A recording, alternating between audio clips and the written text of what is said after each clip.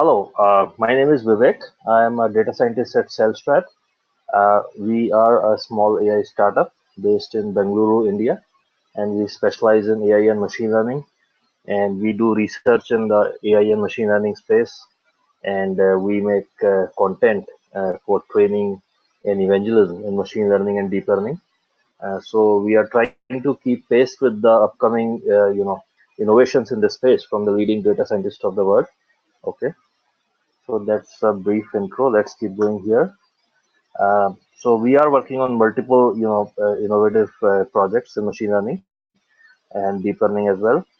And we produce a lot of research and content in AI and ML space. We are involved in multiple training programs with other e-learning companies like Simplilearn and a couple of others. So we are AI advisors to many of these companies. And we are working on a couple of consulting engagements with some interesting companies developing AI solutions for them. So we have a community program Disrupt 4.0 of which this webinar is a part. Okay. So that was our introduction. Now just let me take a segue here. If you have any technical difficulty, just send me a chat. I'll try to address it. For any technical questions, we'll just put it in a chat. I'll try to take them later at the end of this session as there's too much content to cover. So kindly just put your question in the chat, but I'll keep going and we'll address the questions which you have put in the chat at the end of this session. All right. If you have any other technical problems you are facing in this webinar, you can raise a hand in the chat window and we'll try to address it. Okay, let me come back to the topic here. So let's understand what's going on. Okay, so we are all probably some of us are from the technology industry, and industrial revolution 4, as we are aware, is going on currently. So we started with industry revolution 1.0, 2.0, 3.0. The last industrial revolution 3.0 involved switching to electronics, electronic circuit boards, automation of manufacturing and other industries, and now we are in industry 4.0. So that's why we call this community the Disrupt 4.0. So we are in the fourth industrial revolution era, and here what is happening is it's a connected age. As we say, everything is connected, and there is a blurring of lines between physical, digital, and biological spheres, and everything is getting highly personalized. And obviously, as we have seen in recent months, our data is all over the internet. So many of the folks have chosen to share their data through social media channels, and now everybody has access to it. So there's all sorts of security violations, privacy violations we are discussing. So there are lots of good things happening, lots of some problematic things happening, and the new AI era is coming, as we know. Robotics, industrial automation, cognitive computing, and so on. So a very exciting technological era is coming. But yes, every technological era has some pitfalls which we have to address along the way. Okay, so let's keep going. So what really brought us here? Just let's try to understand where we came from. So data is the new oil, as they say, as everybody says, data is the new oil, and for sure, companies like Facebook were utilizing our data for things which are boundary line gray, on ethics front. So I won't comment on that, but some questionable practices by social media companies, and that's why there is a lot of regulatory oversight being discussed now. But data indeed is gold now. Companies which are able to attract data or generate new data are able to do a lot more business, and so it is being used in both good ways and in some cases some certain bad ways. And so there is battle for ownership of data as well as deriving benefit from it. And you can see in the chart on the right, the data is going, the data growth is going bonkers. It is multiplying at a crazy pace. uh, so 180 zettabytes of data by 2025, as per research company IDC. And all sorts of unstructured data is being produced from sensors, social media, transportation, and all sorts of IoT devices. Data was used by firms like Facebook and Google for targeted marketing, giving us personalized ads and helping improve, bottom lines of marketing companies. But now it is also powering n number of artificial intelligence or cognitive services. For example, image recognition, speech chatbots, and you name it. So obviously, data has a network effect. So these companies which are data rich are able to attract more users by personalizing services, and then users generate even more data. This helps improve services even further and personalize them even further, and this attracts even more users. So while there is a positive data network effect, but if the data falls in wrong hands, it can be misused as well. So it has both pros and cons, as we have seen in recent times with Facebook and some other companies. Okay, let's keep going here. So, it's all about data, as they say. That's why this idea of big data we have been talking about. And big data is now powering this new era of artificial intelligence. Now the question is, who owns this data? It is all over the board, right?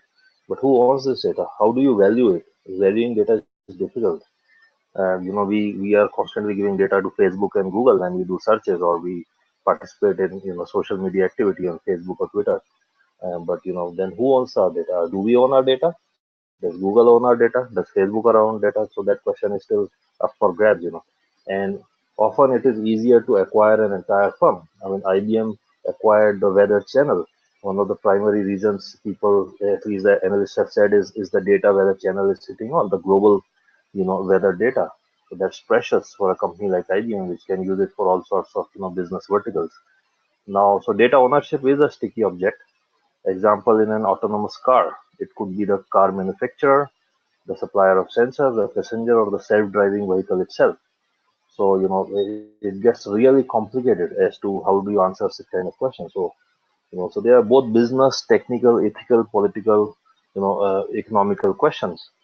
So anyway, we won't cover the whole gamut of that topic. We are interested in just getting an introduction to AI and machine learning today. But this is where the AI starts. It starts with data. So let's look at AI. What is it? I mean, this topic is AI and machine learning. So why is AI so hot? So we'll try to understand that today. So, basically, AI is what it says. The word is artificial plus intelligence. So humans are intelligent. Animals are slightly less intelligent, as you know. So we are now trying to incorporate that kind of intelligence in machines. So this is called, artificial intelligence. So we are simulating human intelligence, if you will, into machines or into computers. Now this has very exciting implications. And how do you make these machines intelligent? This is where we use the term machine learning. Okay. So machine learning is the act of training machines to be intelligent. So the way we train these machines is from data. By observing data, these machines become intelligent. They start deriving useful inferences, useful inference, or useful, analytics, by which they are said to be intelligent, and they are able to then do, intelligent behavior, which looks like as if the humans are at play. Okay. So machines start behaving like humans, just like robotics, which we have seen in a couple of Hollywood movies as well. So the applications are like infinite. Some of them are listed here: robotics, vision, image recognition, chatbots, the Amazon Alexa Echo devices, Google Mini, Apple Siri, you name it, and driverless cars, image recognition, natural language processing. It just goes on and on. So I can't list all of them out. It's a massive, massive list and an ever-growing list of applications. That's why most of the companies like Google, Microsoft are now saying we are AI first. For a moment, for some time, they were saying we are mobile first. Then they said we are cloud first. Now they are AI first. So AI is the new fad in town, indeed. You know. Okay, let's keep going here. Okay, so one example of AI is in banking. Okay, and HDFC, the major private bank in India, has deployed this robot called IRA robot in one of its branches in Mumbai. I believe it's the Worli branch, and they are experimenting with robotics and chatbots and whatnot. So in Industry Revolution 3.0, we had web and mobile banking, and you could access your bank account on your mobile app or through the website. Now we are looking at robotics in the banks, chatbots over the phone, replacement of call centers with automatic chatbots, intelligent call center agents, and so on. So, and authentication through computer vision, face recognition, you name it. All sorts of applications are being tried both online, on websites, in mobile apps, as well as in retail banking when you walk into a bank or a store. Okay. So, just to understand what is this machine learning, which is a branch of artificial intelligence. So it is considered a subset or a field of artificial intelligence, but sometimes we tend to use the terms AI and machine learning interchangeably, if you will. But a machine learning is sort of a subset of AI, and it is the way by which we train AI. So that's what it means. It is a technique to train AI. And here we build algorithms that allow computers to learn to perform tasks as opposed to being explicitly programmed. So until this machine learning became popular, developers and software engineers would have to, hard code certain rules in a computer program, and so that it could do a certain task. And here it learns the rules, it learns the insight, it learns the relationship between input and output by observing data. In most cases, machine learning uses existing data to learn the relationship between input and output. For example, predicting prices of house. So you can train a regression model which can learn to predict prices of houses. You can train a self-driving car to drive itself. So by observing lots of current data, in case of self-driving car, it would be a lot of past driver experiences with human drivers involved. So by learning from that data, we can train a self-driving car to, navigate, without a driver. And there are an odd error in here, and which due to which an Uber driver killed a pedestrian, a Uber self-driving car killed a pedestrian. So yes, it's not yet perfect, and in some cases, mission-critical tasks like healthcare or self-driving cars, they are experimenting with 99.9% accuracy, but that's a problem. That means somebody 0.1% chance exists of somebody being hit and being dying on you. So we have to see. When you're recommending e-commerce products on a Amazon.com website, it doesn't matter. You can afford to make a mistake and give a wrong product recommendation. You probably didn't get a sale. In a healthcare or a self-driving car, you cannot have that margin of error. So that's what it means. Machine learning is about allowing computers to, deciphering or developing some insight and using that to do predictive analytics for future use cases. That's what machine learning means. And we know that, recently the IBM, the Google DeepMind computer, AlphaGo, beat the global Go champion. Go is a game they play in the Southeast Asia, not so much in India. I don't believe it's played in US much either, but this is a game popular in China, Vietnam, and Korea, those kind of countries. And Google developed a computer, an AI engine called AlphaGo, which was able to beat the global Go champion. It's a very hard game, this Go game, so it took them a lot of time to develop this, but now it is said to be so intelligent that it can train itself, in 4 hours. And we remember in 1997, IBM supercomputer Deep Blue was able to beat the world chess champion Garry Kasparov from Russia. Okay, so these kind of AI softwares are being produced to participate in gaming competitions. So this is just one example of where AI is used. So what is this machine learning and what are its features? So this area is very computing intensive because how it learns from data. It has to perform millions of calculations. Okay, there's a lot of matrix calculations as well, matrix algebra. So it's all maths. At the end of the day, machine learning is all maths, and it uses lots of matrix multiplication, and so it involves a lot of computing power to be able to do those many calculations to learn the relationship between input and output. Okay, it may involve repeated retraining to improve on that learning. uh, so sometimes it doesn't learn well, it doesn't pass your test, test case, in which case you'll have to do repeated retraining till the machine learning algorithm is able to pass your test situation. It needs a lot of training data. Okay, so machine learning, that is one of the problems with machine learning models. You need to feed it a lot of training data. If you don't have enough training data, it will not train well. Okay, it won't be able to handle lots of new use cases or new data samples. Now, as data gets added, ML training can be automated. So we call it incremental learning. So it can learn on the fly. It can learn new data patterns, and it can learn new words of speech, new spam words on the fly. And this is called incremental learning because sometimes we want it to keep learning and not just have a pre-learned, chatbot or something. It is learning on the fly as humans interact with the chatbot. Okay, so this is simply called incremental learning as opposed to batch learning mode. Okay. So if you do have any questions, you can just put them in the chat bot or just hold them till the end of the session. We will definitely give 15 minutes at the end to have a good discussion or review of the questions which you might have. Okay. So, we have seen that how, AI has been beaten the IBM supercomputer Deep Blue, which was an AI computer, was able to beat the world chess champion in 1997.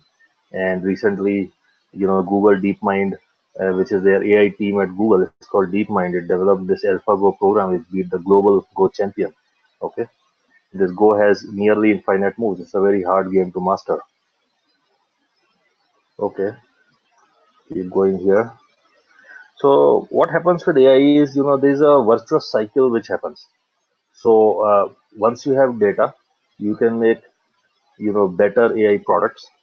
And once you have good AI products, you can use them to attract even more users, acquire even more customers. And those users of those customers generate even more data. So there's a network effect which goes on. So folks who are into AI, they are able to leverage this virtuous cycle, and that sort of relates to the concept of data network effect, which we spoke in the beginning of this session. Okay, so I do see some questions coming in. We will take them up in the end. Just kindly be patient. There is a lot of content to cover, so we'll try to keep the questions in the end. Okay, so just a small list of AI applications. We use AI in image processing. We use it in text analysis, data mining, healthcare, video games, robotics, and so on. In image processing, we use it for image recognition, optical character recognition, or handwriting recognition. In self-driving cars, which also need to have computer vision or image processing going on. In text, we use it for filtering spam, in SMSs or emails, or doing social media sentiment analysis, extracting useful data, data mining, and anomaly detection among data. So seeing associations in e-commerce, what products to bundle together, and predicting, different things. In healthcare, we can use it for healthcare diagnosis, imaging diagnosis, for example, radiological scans, cancer treatment, which is oncology, drug trial, drug approval process. In video games, we can train it for using something called reinforcement learning. We can, just like they train AlphaGo, we can also train other kinds of video games, and it can automatically play with a user. And then we use it in robotics, which can be useful in home automation or industrial automation, and simulating humans. When we have seen plenty of Hollywood movies where lots of robots have been deployed. So some of it is coming to be a reality now. It's not all movies. I mean, some of it is coming to be reality. Okay, I'll keep going here. So, so now let's discuss where we came from in terms of analytics. What is the difference between traditional data analytics and machine learning? That is a question. Okay. So up till now, we were dealing with traditional business or data analytics, and we had this big data paradigm. The difference from analytics to machine learning, the boundary line is not very well defined. It's a narrow boundary line. The difference was in analytics, we are capturing insights from data based on a set of rules. But in machine learning, we are learning the rules, or we are learning from data, and it is doing automatic feature discovery and relationship mapping. So instead of hard coding the rules, we are learning the rules. We are learning the relationships between input and output automatically. That's what machine learning enables us to do. And as you can see in the diagram, when we had rules-based system, the developer would have to do hard coding of the programs. Then we got classic machine learning where it started automatically mapping hand designed features to the output. So it could now find the mapping from input to the output. And then came deep learning, where it could find even more abstract features, which are involved in mapping the input to the output. And I'll just give you an example here. Let's go back to our usual example of house price prediction. And how do you predict house prices? What features matter? In the good old analytical world, you would have to pretty much know what features matter and hard code them in your program to do a house price prediction. In machine learning and deep learning world, it will detect the features which matter. You will give it all kinds of environmental variable data, and then it will detect what features matter. It may say, well, proximity to the city malls is not that big of a feature to worry about, but the rainfall in that area does impact house prices. So it could have all kinds of discovery. It could detect abstract features which are not so obvious, which will influence house price prediction. So this is what we mean by abstracting or learning more abstract features. It finds things which we didn't come obviously to us as humans. Okay, let's keep going here. So this diagram makes clear the difference between traditional analytics and machine learning. So we had a problem we were provided as developers or IT professionals. We would have to hard code the rules in the software program, and then we'll take it to a test step, a testing team. And if it passes our test cases, we'll put it in production. If it fails our test cases, we'll send it for reviewing of the errors and we working on the solution, right? So traditional software life cycle. Now, how is it changing in machine learning? Let's look at that. In machine learning, we are not hard coding the rules of the program. We are feeding training data. And what do we mean by training data? Input x1, output y1. Input x2, output y2. So let's say I've got 1 million of these, or let's assume 1,000 of these. So I've got 1,000 pairs of x and y. So x1, for example, in case of house price again, I have the variables for 1,000 houses, and I have the corresponding y, which is the value of the house or the price of the house. So x would be all the features which influence the house price, and y would be the price of the house. So let's assume I have 1,000 such data samples. I feed that into my training model, and it learns the relationship between x and y, and we call it the learned algorithm. And then we test the the quality of our algorithm in the evaluation phase. So we use some data and we check if it is able to predict what we expect the house price to be. And if it is correctly predicting the house prices, then we put it in production. If it fails to predict the correct house prices, then we say our algorithm is not accurate. We send it for review and resolution, right? So same exact process, but the only difference is in this case, instead of hard coding the rules, we are letting the ML model discover the rules by feeding it training data. Okay, that's the clear difference between traditional data analytics and machine learning. Essentially, they accomplish the same task, but in a slightly different way. Okay, I'll just keep going. Okay, so what we have so many terms going on. We have machine learning, data science, artificial intelligence. Let's try to see how they might be related. I'm getting some questions here, but I'll just keep them on the table here for now because otherwise I won't be able to finish the content this 1 hour. So we'll come to it towards the end. Kindly be patient. So what is data science? And what is the relationship between different terminology which we come across? So you can see data science sits at the center.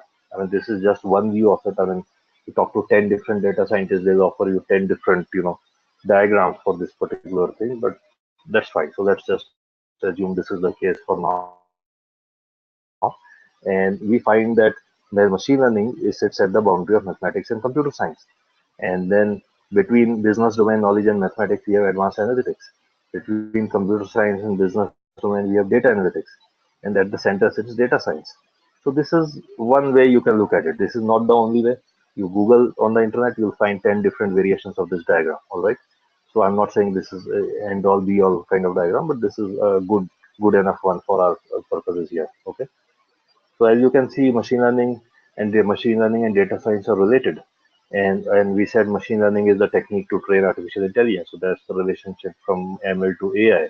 Okay. So we often get this question: what's the difference between analytics, data science, and machine learning? So we try to specify that difference here. It's a bit of a gray area, if you will, the differences. So now look at data science and machine learning. We are trying to find what it can do for us. Okay, that's the question. What can machine learning and data science do for us? So can we categorize them into couple of types of tasks? Indeed, we can. So here are 5 kinds of tasks which data science slash machine learning can accomplish. Okay. So first task is it can classify or categorize stuff. The second is it can do trend analysis. For example, house price trend. right? Trend of house price prediction, anomaly detection, credit card fraud detection, or detecting odd man out, detect data organization, and decide on future action. I actually will go to next slide and I'll take these one by one. Okay. So let's look at classification first.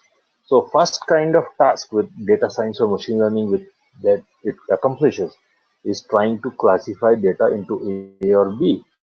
It could also be A, B, or C. There could be n number of classes, and we are trying to classify data into one of the classes. For example, is an email spam or ham? What is ham? Ham is good email. Spam is bad email. So we are trying to detect if an email is spam or good email. Should the bank give a loan to a customer or not? Yes or no? Will the kid pass the exam or not? So in the first paragraph there, as you can see, there are only two classes involved, but we can also do multi-class classification.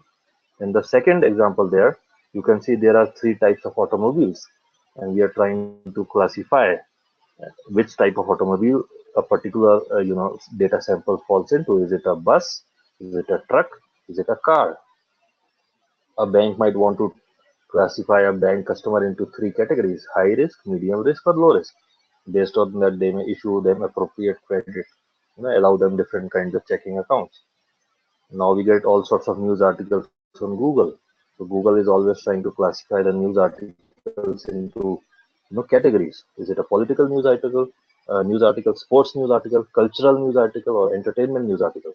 So Google is always trying to classify news articles into these different categories so that it can show you in the right categorized manner and which category this product belongs to. For example, is this a textile product? Is it an apparel? Or is it an electronics product? So any kind of classification is possible. Okay, so that is one type of algorithm which we deploy in data science or machine learning. The second type is the trend analysis, which we also call regression. So we have been discussing this example of house price regression. So in this chart which you see here, the blue dots are actually the input. The red line is the output. So given the blue dots, we are trying to find the red line.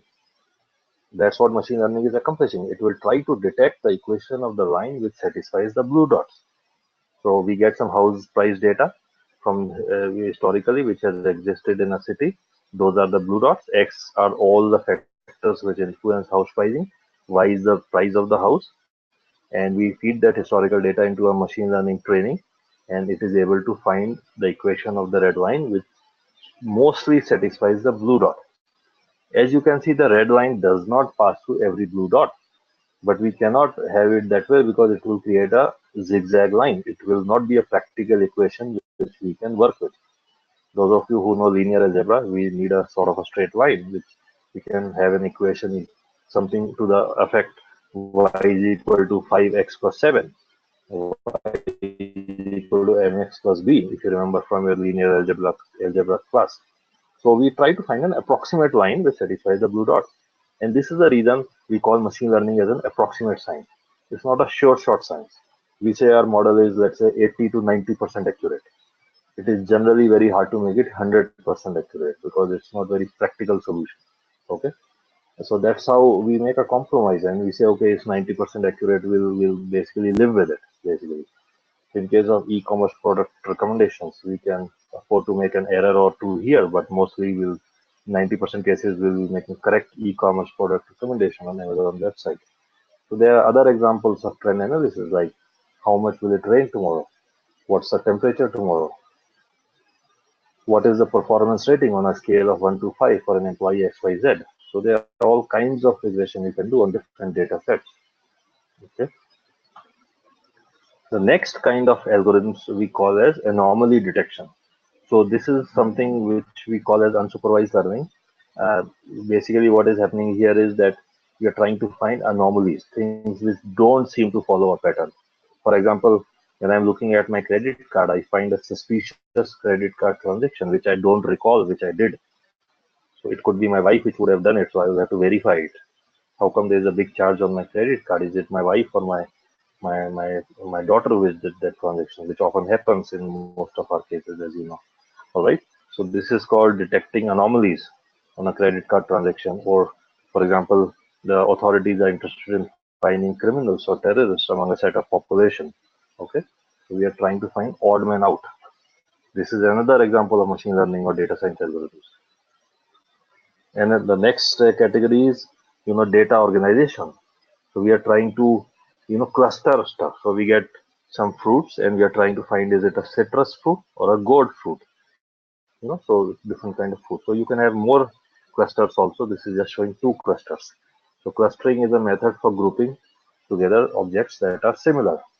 For example, you can group lemons and oranges because they are citrus fruits. Squashes and pumpkins can be grouped together because they are gourds. You can identify customer clusters, for example, urban cluster, semi-urban population, or rural cluster. All right. So all kind of clustering can be done. This is called data organization set of algorithms. Then there is a new thing which has come in last few years. We call it reinforcement learning.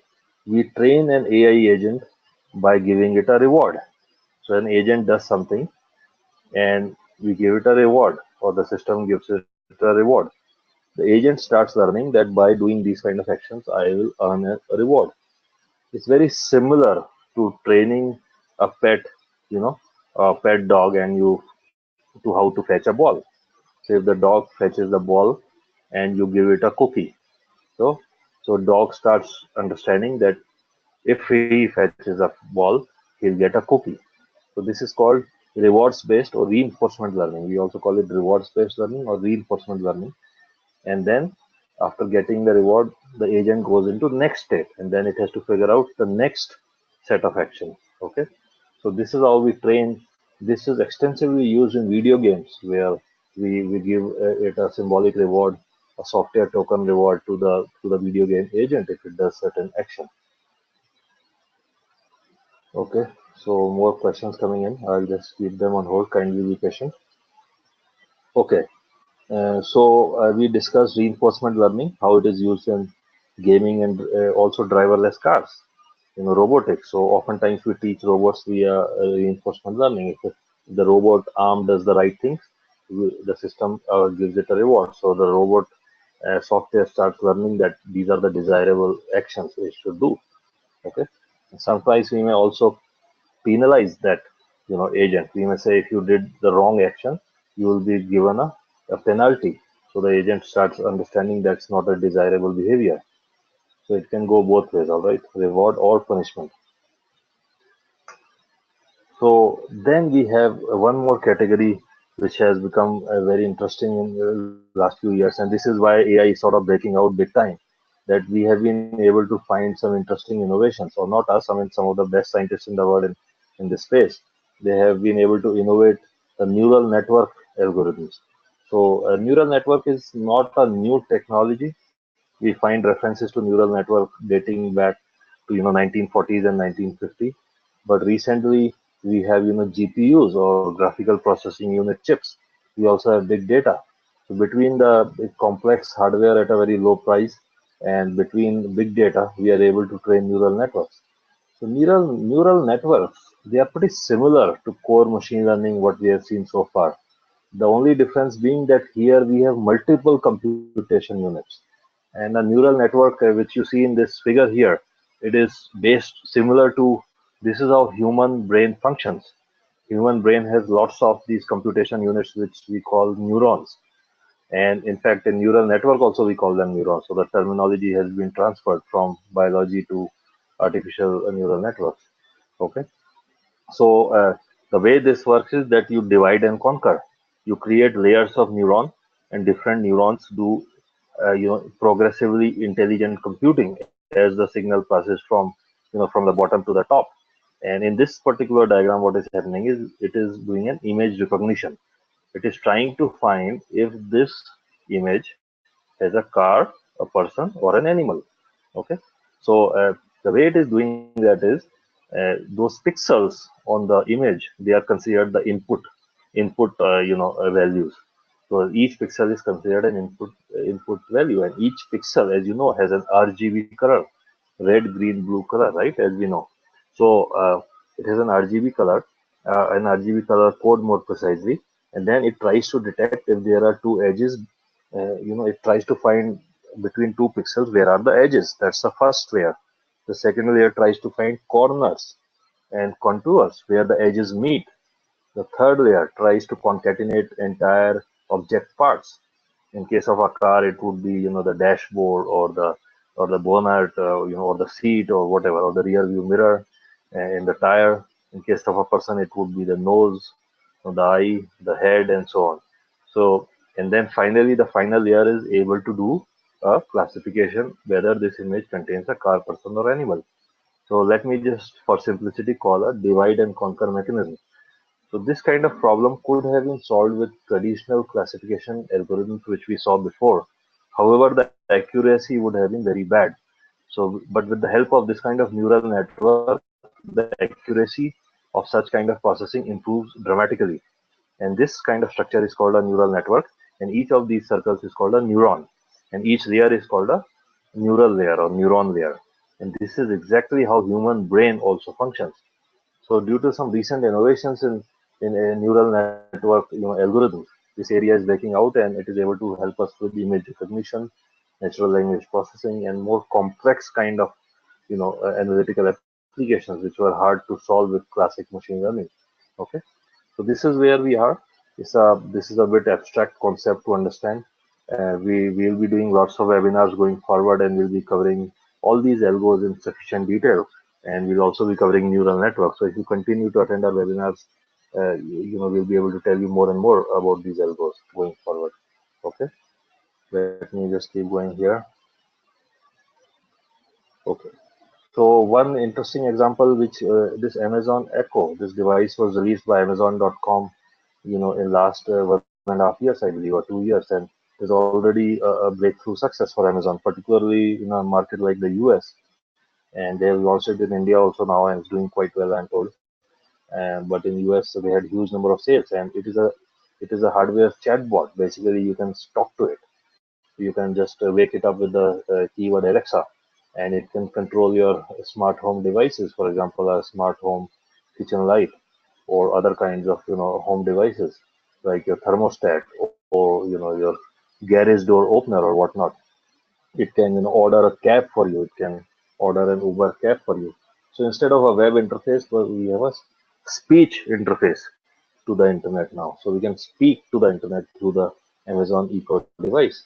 And also the same thing is accomplished with other voice chatbots like Apple Siri or Google Mini and so on. Okay, so this is one example of how these are coming into our homes now, these kind of AI devices. So these are some examples which we already mentioned: Amazon Echo, Apple Siri, Microsoft has its Cortana, Google Assistant, which is in Google Mini, and IBM has its Watson platform, which is an AI platform. So essentially, what is the ML process? What actually is going on? So we have a data set of some kind. It could look like a database table, like an Oracle table or Microsoft Excel table or a CSV file, and you take it through model training. And once you have a trained model, you deploy it in production and use it for inference. So you may want to say predict house prices to determine if to issue a bank loan to a bank customer, yeah or nay. Whether it will rain tomorrow or not. So you can make all kinds of weather predictions. So this is what is going on in a classic machine learning process. Okay. So essentially, just to summarize what we did so far, we trained a model using lots of XY data samples. We deployed it in production. When we trained the model, we found the equation, the relationship between x and y. It could be a complex equation, something to the form of y is equal to some function of x. It could be 5x square plus 3x cube and so on. It could be anything. And then you deploy it in production, and for any new input, you use the model, which is basically the algorithm or the equation to predict the output. Okay, and the algorithm has been trained on historical data. Now, okay, so this is a very important problem we face in machine learning. What happens that if you are not given enough data, let's say I'm trying to do house price regression in New York, right? I'm trying to find house price prediction model in New York. but you're only giving me Manhattan house prices. So it will not be able to, do proper house price prediction for areas which are outside Manhattan or outside Bronx. So it is as intelligent as we train it to be. If you give it only Manhattan house price data, then it is just a Manhattan house price prediction model. You cannot call it an entire New York house price prediction model because you didn't train it on the other kinds of data, right? This is called underfitting. A driverless car which is trained in the US will not work in India because India has totally different driving conditions, right? So this is called underfitted model because it cannot fit, data samples very well. What is the other extreme? When it is overfit. Overfit means that, you trained it a driverless car in the US, so it is overfitted to the US. Okay, you cannot use it elsewhere. So it's too tightly fitted to that limited data set. Underfitting is bad fit. Overfitting is very tightly fit. That's what it means. Underfitting typically happens when you have less data in most cases. Overfitting happens when you don't let it generalize. So generalization means training an algorithm to be able to handle a wider set of use cases in future. Okay. So if I train a driverless car in US, it is overfitted to US. Okay, and it is underfitted to India. Okay, so you can say it both ways, depends on context. And the right fit would be when we train it just right. So as you can see, the center chart is a better fit. So it is sort of a generalized line, a parabolic line. It's a quadratic line if you know from maths, and it is generally well fit. Okay, right one is overfitted, left one is underfitted. Okay, so this kind of problems happen in machine learning. That's why experienced data scientists are needed to tackle such problems and find the right fit, and not have an algorithm which is underfitted or overfitted, which are both wrong. Okay, okay, some popular machine learning techniques. So these are some algorithms. I'm not going to get into details of this in this limited session. Um, we are almost coming up to the Q&A time, so I want to rush through it slightly. So we have probabilistic modeling, we have decision trees, clustering, associated rules, deep learning, support vector machines. I just don't have time to really explain them now, but in future sessions we will be taking them one by one. Okay. We already discussed neural networks and the concept of multi-layer neural networks and neurons. So I'll skip it here. So why all this is happening? I provided a brief reference in the beginning. GPUs or graphical processing units. These are devices which were typically used for graphics processing and from companies like AMD, Nvidia, and some others. So they were only used for graphics processing because graphics processing on a computer screen was always more computing intensive than classic CPU processing, the traditional computer processing unit, right? Central processing unit. But now GPUs are very cheap and you are able to do much more intensive mathematical calculations with GPUs. And that is why this is one of the reasons why machine learning is now becoming easier and easier and more applications are being developed. So there are two primary reasons which are driving AI and machine learning growth. One is availability of big data. The other is availability of highly performance intensive GPU devices. Okay. So, companies like Google, Apache Spark, IBM Watson, Amazon, and OpenAI are trying to create libraries for developers like us so we can develop AI and machine learning applications easily. And we don't have to do a lot of low level, plumbing, low level, coding to develop AI applications. So, like for us developers, it's becoming slightly easier to develop such apps because we have these high level APIs from these leading tech companies. So these are just some examples of very hot AI technologies which we find out there. We already discussed lots of these like NLP, natural language processing, speech recognition, virtual agents, AI optimized hardware, decision sciences, and so on. So I'm not going to spend time on it. We have been discussing these all through. So, if you are a company or a startup and you want to develop a very defensible AI business, in AI, the algorithm is not a good business defense. If you find a new algorithm, you innovate or invent a new algorithm in AI or machine learning, it can be understood and copied by competition.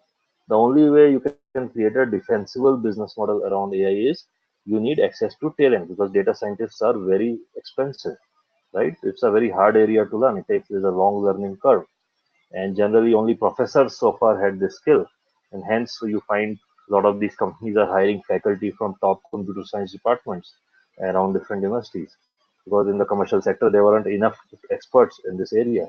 But access to talent and access to data, so these two pretty much define if you can build a defensible business. And that is the reason, Facebook and Google and other companies like those are sort of capitalizing on AI more than others, because they have all the data and they have the money to hire the best of talent, right? So we have to solve these problems if we are going to win AI business. So there is a concept of a data set. So, we data scientists, we are always looking for interesting data sets to train our models on. So there are a lot of existing data sets available on the internet which you can download and use it for machine learning and deep learning. So the idea is it has 70,000 handwritten digits, and this has been made public for data scientist usage by US agency National Institute of Standards and Technology. So NIST stands for National Institute of Standards and Technology, and M is modified. So they have made this public so that data science innovation can happen. And this data set is often used in training programs of machine learning and deep learning. And we train models which can recognize these handwritten digits, okay? And then we see if it is doing a good job by testing it. So what it takes to develop a career in data science, I mean, there is a huge crowd here on this webinar today. So a lot of us are already in this area or want to be in this area. That's why we are here. So how can we become data scientists? So one is, it's a mix of skills which are required to become a good data scientist. So generally we need programming or software engineering, we need statistics and mathematics, we need machine learning, algorithm skill, data visualization skills, how to plot data, and of course good communication skills. So it's a complex, multi-skill area where to become a solid data scientist, we need to have a variety of skills. So there is a learning curve involved. If you are trying to become a data scientist, give it a year, give it 2 years to become a world-class data scientist, but it takes some time. It's not like a month. You do one course in 1 month and you'll be a data scientist. It takes about a year at least of continuous practice and learning. Okay. So the demand for data scientists is very high, as this chart shows. This supply is highly limited, and that is why the salaries are very high in this area. And a lot of us are interested in data science and AI, not only for its applications, but we are also very enticed by the prospects in AI. That's why we are attending such kind of trainings and webinars. So we in CellStrat, we, as I was saying in the beginning, we make courseware and we do trainings and evangelism. So this shows the core machine learning track if you are trying to learn machine learning. So this webinar will be available on our YouTube channel after this session, so you can have access to this slide there. And it shows that we need to know some math, some Python. Python is the most popular programming language used in machine learning. And then we go on to some data mining, supervised versus unsupervised. So even in this webinar series, we'll be covering a lot of these on a high level, okay? And this is a deep learning track where we also teach neural networks and deep learning, which is more recent and more sophisticated. So that's it for today. We have this webinar series going on typically every Thursday, same time. So next Thursday, we'll be doing this webinar on types of machine learning. So you can sign up for this webinar on our meetup community. Okay. So now let me go to your questions before I run out of time. I'm sorry, a lot of you have been patient with the questions. So now let me address those. Which tool I have to prefer while training data before coming to machine learning? See, so data preparation is a part of machine learning process. Okay, it is the first step in the machine learning process, preparing or cleaning data. So once you attend our future webinars, we'll have a topic specifically on data preparation and data pre-processing. That is step number one. Data preparation is the most key step in machine learning process. Because if I get the right data, I get the clean data, I get sufficient data, I'll be able to develop good machine learning models. Okay. In chatbot, what type of data required and what are its sources?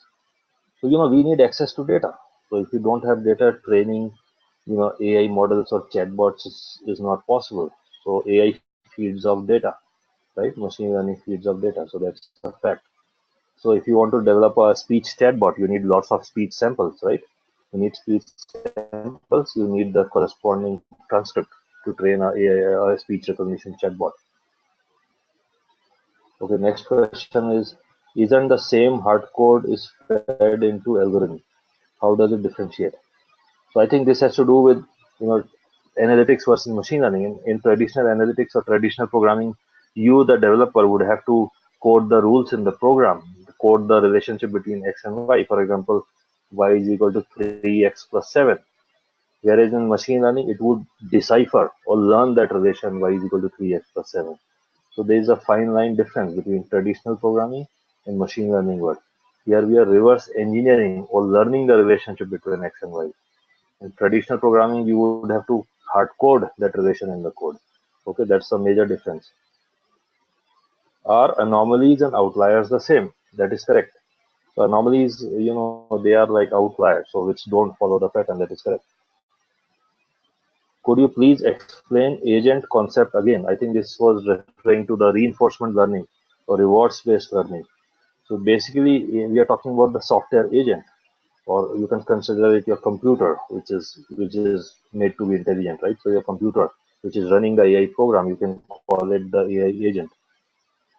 In rewards training method, please give real example to reward and how it is penalized. See, for example, when you're training a computer to play chess, right? So if it makes the right moves and it ends up winning the chess game against a human competitor, then you will give it a reward. So it will start learning what are the right moves, right? So so similar, if the driverless car drives correctly, so then the system will give it a reward. So it will know that this is the right way to do it. Obviously, we'll be doing all that in a simulated environment in case of a driverless car. We cannot train a driverless car on the real road in case it may hit people. That's not possible. So we use simulated environment like an airplane simulator or something like that. Can we have a simple example of machine learning where we can feed some data, change algorithm, and see the result? So in our next webinar, when we do types of machine learning, I'll show you some demonstration of some real program. Okay. Today I don't have the time bandwidth to be able to do that, to demonstrate a running machine learning program. How will we know it's under or overfitting? Well, that's a subjective decision. It's a good question, by the way. How do you decide if a model is under or overfitting, right? What makes it? Who decides that? Well, that's the decision taken by the subject matter expert or the data scientist.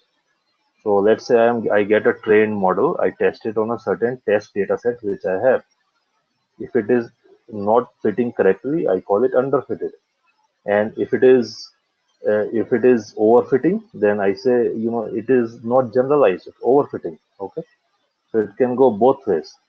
It's just how you present the context. So it could be underfitted or overfitted. It's underfitted on one data set but overfitted to another data set. All right.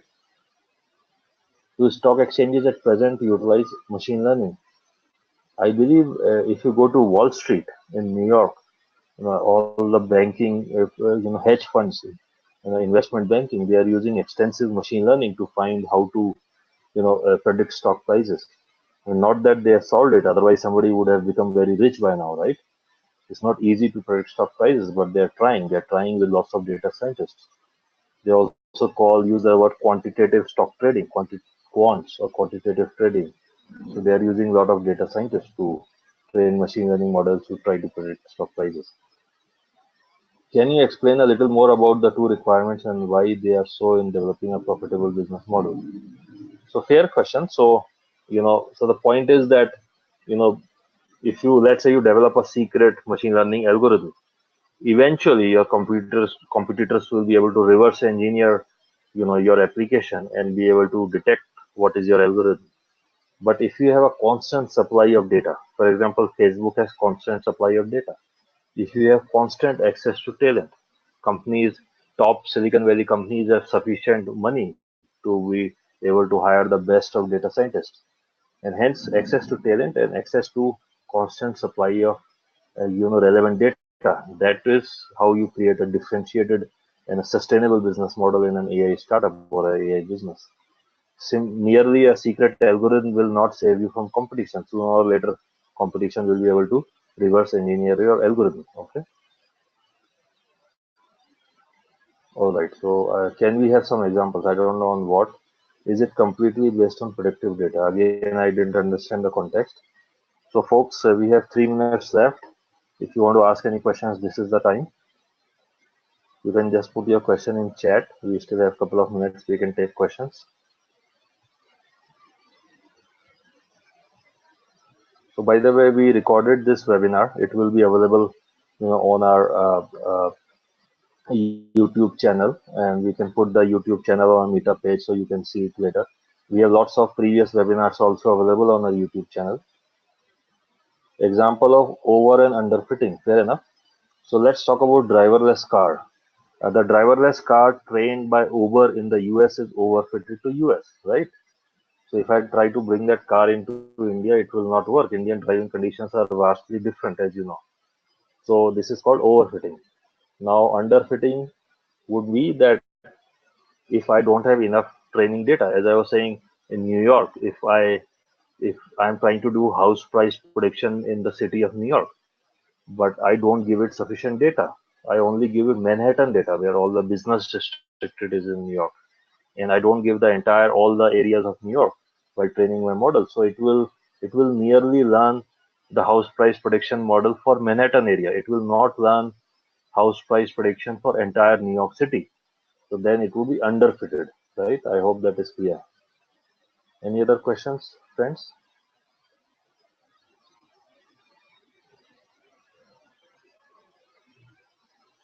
So we still have another 30 seconds to go.